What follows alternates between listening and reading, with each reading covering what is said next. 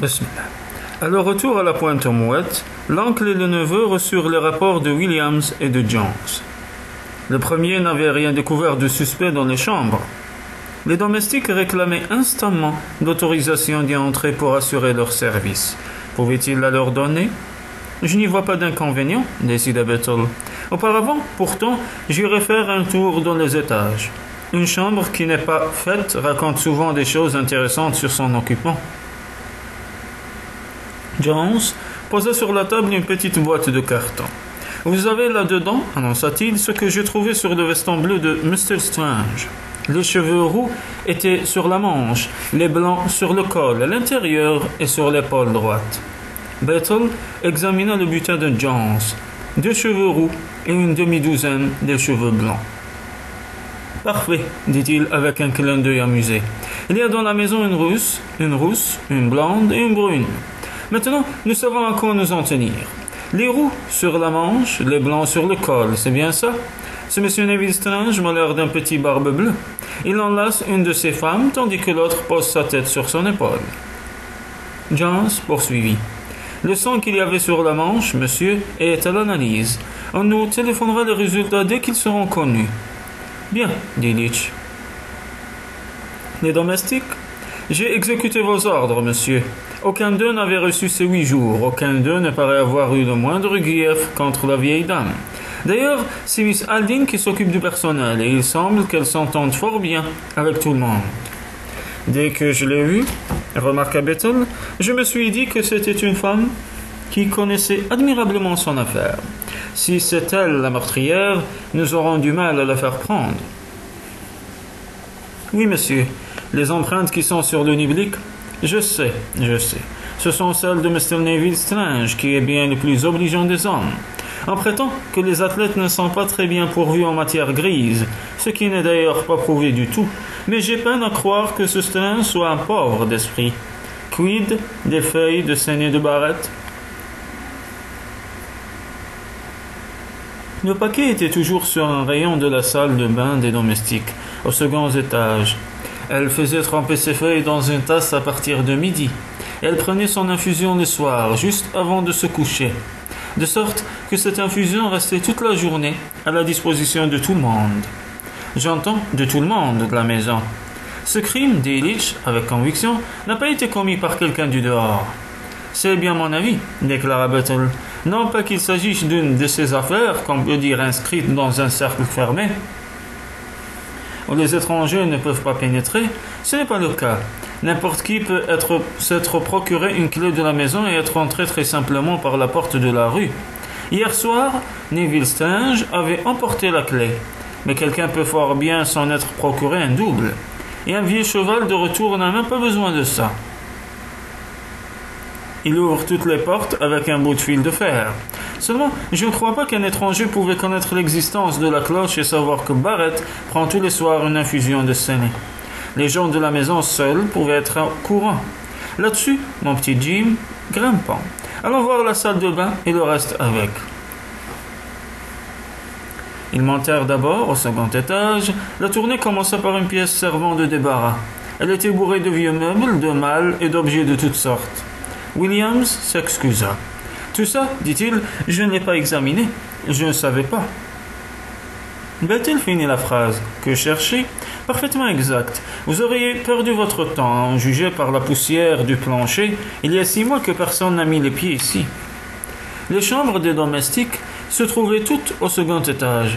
Bethel jeta un coup d'œil rapide dans chacune d'elles. Il nota qu'Alice, la soubrette, aux yeux en boule de loto, dormait la fenêtre fermée, que la longue Emma Walsh avait des parents innombrables, dont les photos encombraient le dessus de sa commode, et que Hursthall possédait quelques porcelaines de Dresde et de la manufacture royale de Derby. Très jolies malgré leur felure. La chambre de la cuisinière était d'une propreté remarquable, celle de son aide d'une saleté repoussante. Dans la salle de bain, un rayon courait au-dessus du lavabo. Il était surchargé de verres à dents, de brosses variées, de pots de crème, de flacons, de sel et de bouteilles de lotion capillaire. Il y avait aussi, à côté d'une tasse, un paquet de feuilles de saignée entamées. Pas question, Pas d'empreinte sur le paquet ni sur la tasse. Rien que celle de Barrett, monsieur. On n'avait pas besoin de toucher à la tasse, observa Litch. Il suffisait de laisser tomber la drogue dedans. Ils descendirent l'escalier, à mi-chemin entre les deux étages. Bethel, qui marchait le premier, s'arrêta, examinant avec attention une fenêtre assez haut et curieusement placée. On l'ouvrait à l'aide d'une perche pourvue d'un crochet qu'on apercevait appuyé contre le mur, sur le palier du premier étage. On abaisse le châssis supérieur avec ça, expliqua Litch, mais il ne descend pas jusqu'en bas, et il est impossible d'entrer par là. Ce n'est pas tout à fait à ça que je pensais, dit Bethel, continuant.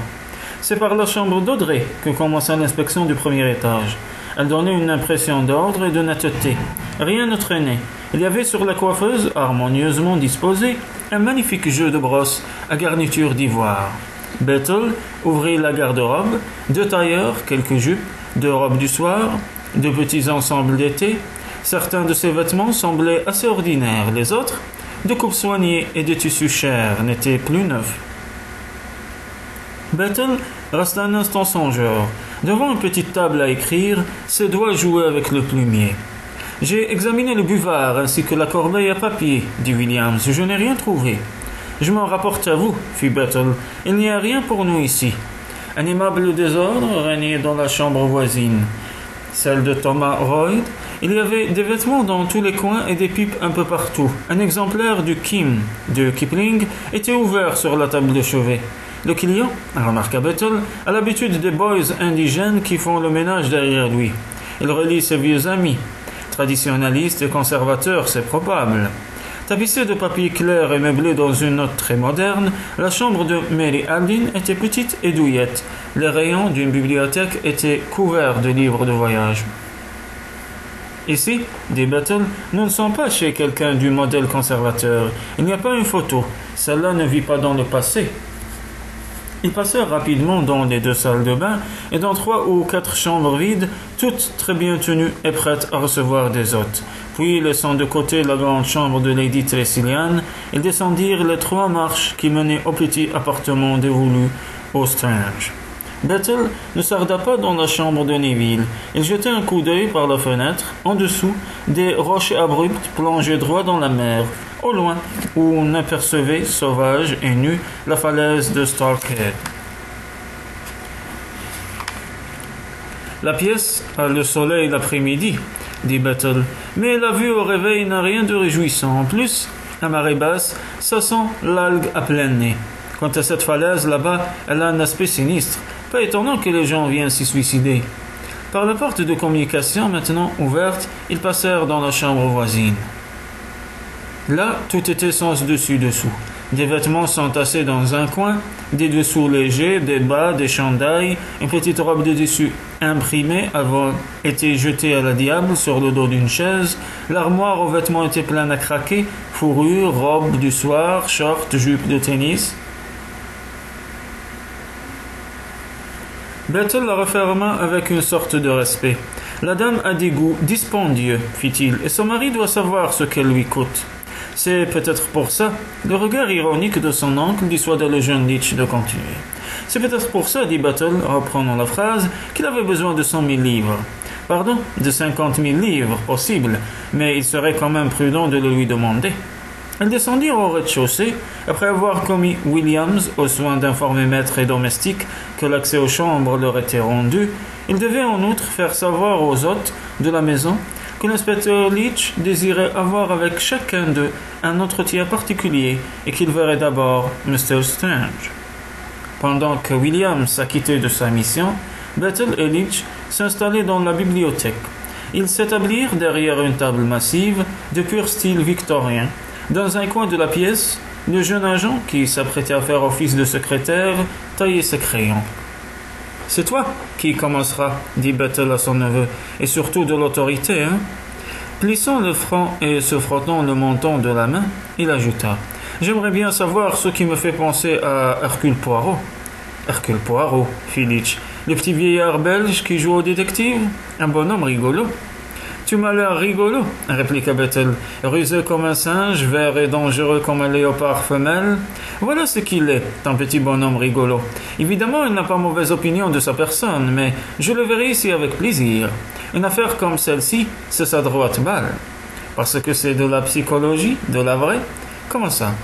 Pas de la psychologie à la mort moi le doigt, comme en font certains gens qui ne comprennent pas la moitié de ce qu'ils lisent. Il s'interrompit une seconde, songeant à la prétentieuse Miss Humphrey et à sa fille Sylvia. Non, reprit-il, de la vraie psychologie, celle qui signifie quelque chose. Il a un truc, Poirot, il fait parler le meurtrier. Il estime que nécessairement tout de suite, ou plus tard, celui-ci est obligé de dire la vérité. Parce que la langue, c'est plus facile que de mentir. Alors c'est le faux pas, la petite erreur de rien du tout que le coupable croit sans importance et qui permet tout de même de le coincer. Pour Neville Strange, demanda Litch, si j'ai bien compris, je lui laisse la corde. Tout en pensant à autre chose, Bethel fit de la tête un signe d'assentiment. Ça me tracasse, reprit-il, et j'aimerais tout de même bien savoir ce qui m'a mis Hercule Poirot en tête. C'est quelque chose que j'ai vu là-haut, mais quoi? Pourquoi diable me suis-je mis à penser à lui? L'arrivée de Neville Strange mit fin à la conversation. Neville, très pâle, paraissait préoccupé, mais sa nervosité excessive de la matinée avait disparu. Bethel l'examina de son regard aigu. C'était positivement incroyable. À moins qu'il ne fût incapable de tout raisonnement, cet homme savait qu'il avait laissé ses empreintes sur l'âme du crime et que la police les avait maintenant identifiées. Pourtant, il restait calme. Il n'y avait dans son allure aucune effronterie, aucune arrogance. Il était ennuyé, peut-être un peu vexé, mais parfaitement maître de lui. « Mr. Strange, dit Litch, nous voudrions vous poser quelques questions sur l'emploi de votre temps dans la soirée d'hier et sur quelques points particuliers. J'ai le devoir de vous aviser que vous avez le droit de ne répondre à ces questions que si vous le jugez bon et que si vous préférez qu'il en soit ainsi. Vous pouvez ne parler qu'en présence du conseil par vous choisi. » Il se rejeta sur le dossier de son fauteuil pour juger de l'effet de son petit discours. Neville avait l'air de tomber des nues. Ou il ne devine pas où nous voulons en revenir, se dit Litch, ou c'est un comédien rudement fort. Le silence se prolongeant, il reprit. « Alors, Mr. Strange, mais répondit Neville, la chose va de soi. Demandez-moi tout ce que vous voudrez. » Litch insista. « Vous vous rendez compte que tout ce que vous direz sera consigné par écrit et pourra par la suite être utilisé en justice. » Le visage de Strange parut s'animer. « Est-ce là une menace » fit-il avec humeur. « Du tout, monsieur Strange, un simple avertissement. » Neville haussa les épaules. « J'imagine, dit-il, que tout cela fait partie de la routine policière, monsieur. Je suis à vous. Vous êtes prêt à faire une déposition? Si vous appelez ça comme ça, alors voudriez-vous nous dire exactement ce que vous avez fait hier soir à partir, mettons, du dîner? Volontiers. En sortant de table, nous sommes passés au salon où nous avons pris le café en écoutant la radio, journal parlé, etc. Puis j'ai décidé d'aller à l'hôtel d'Esterhead Bay pour voir un de mes amis en résidence là-bas. Le nom de cet ami? Latimer, Edward Latimer. Un intime? Pas tout à fait. Nous l'avons beaucoup vu depuis notre arrivée ici. Nous l'avons eu à déjeuner et à dîner. Nous lui avons rendu visite là-bas. Bethel intervint. N'était-il pas bien tard pour aller à Esterhead Bay? Vous savez, c'est un endroit très gai qui reste ouvert jusqu'au petit jour. D'accord. Mais ici, la maison est plutôt une maison de couche-tôt. Dans l'ensemble, c'est exact. Mais j'avais pris la clé de l'entrée et personne n'avait à veiller pour m'attendre. Votre femme n'a pas eu l'idée de vous accompagner? Il y eut dans l'attitude de Neville un changement à peine perceptible, une sorte de raidissement, et c'est d'une voix un peu sèche qu'il répondit. Non, elle avait la migraine et était déjà couchée. Bethel remercia et invita Neville à poursuivre. Je montai donc à ma chambre pour me changer quand... Je vous demande pardon, dit Litch. Allez-vous vous mettre en habit ou, au contraire, le retirer? Ni l'un ni l'autre, je portais un veston bleu qui se trouve être mon meilleur complet. Comme il pleuvait et comme je me proposais d'aller là-bas par le bac et de faire la route à pied, il y a un peu moins d'1 kilomètre, je préférais mettre un veston usagé, un gris à rayures, si le détail peut vous intéresser.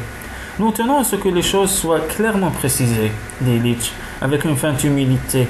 Continuez, monsieur Strange, je vous en prie. J'étais donc en train de monter l'escalier, comme je viens de vous le dire, lorsque Restall m'arrêta pour me dire que Lady Tressilian désirait me voir. J'allai donc à sa chambre, où nous eûmes une petite conversation. « Je crois, fit remarquer Battle de sa voix la plus douce, que vous êtes la dernière personne qu'il ait vue vivante. » Neville rougit brusquement. « Je le pense, répondit-il avec effort. À ce moment-là, elle était très bien. Combien de temps êtes-vous resté avec elle ? Entre 20 minutes et une demi-heure, j'imagine. Ensuite, j'allai à ma chambre, je me changeai et je filai rapidement et j'emportai la clé de l'entrée. Quelle heure pouvait-il être ? Vraisemblablement autour de 10h30. Je descendis la colline jusqu'au bac, où j'arrivai juste comme le bachot allait partir. Je traversai et je gagnai l'hôtel de Stirlhead Bay, où je retrouvai Latimer. Nous avons bu quelques verres, puis nous avons joué au billard. Le temps passa si vite que je m'aperçus que j'avais laissé passer l'heure du dernier bachot, celui qui revient à 1h30, très gentiment. Latimer s'offrit à me ramener en voiture, ce qui représente un trajet d'une bonne vingtaine de kilomètres, puisqu'il faut faire le tour par Stallington. J'acceptai. Nous avons quitté l'hôtel à 2h et nous sommes arrivés ici vers, je pense, 2h30. J'invitai Ted Latimer à prendre quelque chose, mais il préféra repartir immédiatement. Je rentrai et je montai tout droit à mon lit. Je ne vis ni n'entendis rien de suspect. Dans la maison, tout dormait. Et c'est seulement ce matin, quand cette fille s'est mise à hurler, que Leach l'interrompit. « Parfait, dit-il. J'aimerais maintenant, Mr. Strange, que vous reveniez un peu en arrière. À votre conversation avec Lady Tressilian, à ce moment-là, elle vous a paru très normale ? Oh, absolument. De quoi avez-vous parlé ? Mon Dieu, de choses et d'autres. Amicalement, bien sûr. » Neville avait rougi légèrement. Leach poursuivait de la même voix tranquille. « Vous ne vous seriez pas par hasard disputé avec Lady Tressilian ? » Comme Neville gardait le silence, il ajouta. « Je crois que vous feriez mieux de nous dire la vérité, car je ne vous cacherai pas qu'une partie de votre conversation a été entendue. » Neville répondit d'un ton sec. « Nous avons eu, comment dire, une petite pique, une discussion sans importance. » À quel propos cette petite pique ? Neville fit un effort pour rester calme, et c'est avec un sourire un peu forcé qu'il donna les explications demandées. « Eh bien, dit-il, je vous avouerai qu'elle m'a fait de la morale. Ça lui arrivait de temps en temps quand elle n'était pas contente de quelqu'un. Elle lui disait bien en face. Que voulez-vous ? C'était une vieille dame et on ne pouvait pas lui en vouloir de ne pas admettre certaines façons de voir les choses ou de comprendre la vie. Elle était contre le divorce, contre ce qu'elle appelait les idées modernes. Nous avons donc discuté.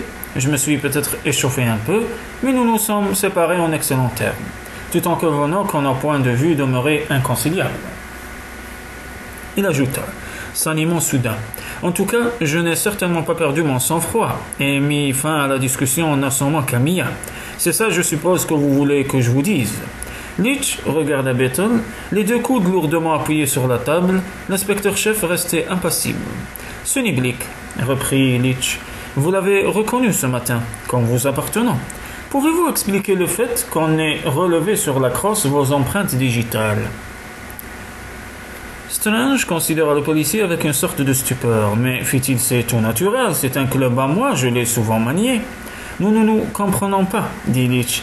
Ces empreintes, les vôtres, prouvent que vous avez été à la dernière personne à toucher à ce club. C'est cela que je vous demande de nous expliquer. » Neville avait pâli. « Comment voulez-vous que je fasse ? Ce que vous prétendez là est impossible, c'est tout ce que je puis dire. Quelqu'un a dû manier ce niblique après moi, quelqu'un qui portait des gants. » « Non, Mr. Strange, personne n'aurait pu manier ce niblique dans l'intention à laquelle vous pensez. Personne n'aurait pu le lever pour frapper sans brouiller vos propres empreintes. » Il y eut un silence, un long, très long silence. Puis Neville s'écria « Mon Dieu !» et se passa les poings sur les yeux. Un tremblement l'agitait. Les policiers le regardèrent avec attention. Au bout d'un instant, il soupira profondément. Il écarta les mains de son visage et redressa la tête. Il semblait s'être ressaisi. « C'est impossible, dit-il, d'une voix plus calme. Ça ne peut pas être. Vous croyez que je l'ai tué, mais vous vous trompez, je le jure. Il y a là, je ne sais quelle erreur tragique. Vous n'avez au sujet de ces empreintes aucune explication à nous fournir ? Comment en aurais-je ? Je n'en reviens pas, c'est tout. Et pouvez-vous nous dire pourquoi les manches de votre complet bleu marine portent des taches de sang ? des taches de sang. Sa voix n'était plus qu'un souffle. Il ajouta: impossible. Vous ne vous seriez pas coupé? Non, certainement pas. Ils attendirent. Neville, le front moite, semblait réfléchir. Il était comme désemparé et ses yeux égarés allaient d'un policier à l'autre. C'est fantastique, dit-il comme se parlant à lui-même. Simplement fantastique. Rien de tout cela ne peut être. Des faits sont des faits, objecta Bethel. Mais pourquoi l'aurais-je tué? S'écria Neville. C'est inimaginable, inconcevable. Je connaissais Camilla depuis mon enfance. Leach s'éclaircit la gorge et dit: je crois me souvenir, Mr. Strange, que vous nous avez vous-même déclaré que la mort de Lady Tressilian vous fait entrer en possession d'une jolie fortune. Vous n'allez pas croire que ce serait pour ça que... Mais de l'argent, je n'en veux pas, je n'en ai pas besoin. Vous le dites, Mr. Strange? Neville se leva d'un bond. Mais je peux le prouver. Je n'ai pas besoin d'argent. Laissez-moi appeler le directeur de ma banque. Vous lui parlerez vous-même. On demanda Londres du téléphone. Les lignes n'étaient pas encombrées et quelques minutes plus tard, Neville prenait la communication. C'est vous, Ronaldson? Dit-il quand on l'eut mis en relation avec le directeur de la banque. Ici Neville Strange, vous reconnaissez ma voix? Bon, voudriez-vous donner à la police? Oui, elle est chez moi en ce moment. Voudriez-vous lui donner tous les renseignements qu'elle vous demandera sur l'état de mes affaires? Oui, tout de suite, je vous en prie. Merci. Leach prit l'appareil. Questions et réponses se succédèrent. Alors, dit Neville, quand l'inspecteur posa le récepteur. Vous avez, répondit Leach, un compte créditeur très substantiel et la banque, qui se charge de toutes vos opérations, considère que votre situation financière est excellente. Donc je vous ai dit la vérité. Peut-être, je dis peut-être, car Mr. Strange, vous pouvez avoir pris des engagements, avoir des dettes, être victime d'un chantage. Il y a 20 raisons dont nous ne savons rien, qui peuvent faire que vous ayez un pressant besoin d'argent. Mais il n'en est rien, je vous assure qu'il n'en est rien. Renseignez-vous, vous verrez bien que je ne mens pas. L'inspecteur-chef haussa ses lourdes épaules. D'un ton bonhomme, avec des accents quasi paternels, il dit: nous avons assez de présomption, je suis sûr, Mr. Strange, que vous en conviendriez, pour demander contre vous un mandat d'arrêt. Pourtant, nous n'en ferons rien pour le moment. Nous vous accorderons le bénéfice du doute. Vous voulez dire, fit Neville avec un pauvre sourire, que vous êtes convaincu de ma culpabilité, mais que, désireux de m'inculper à coup sûr, vous attendrez avant de rien faire d'être fixé sur le mobile qui m'a fait agir? Bethel ne répondit pas. Leach contemplait les moulures du plafond. C'est comme un mauvais rêve, poursuivit Neville avec désespoir. Je ne puis rien dire, je ne puis rien faire. C'est comme si je me trouvais enfermé dans un piège dont je ne pourrais sortir. Bethel fit un mouvement. Une lueur s'alluma derrière ses paupières mi-closes. C'est une image excellente, dit-il, vraiment excellente, et vous me donnez une idée.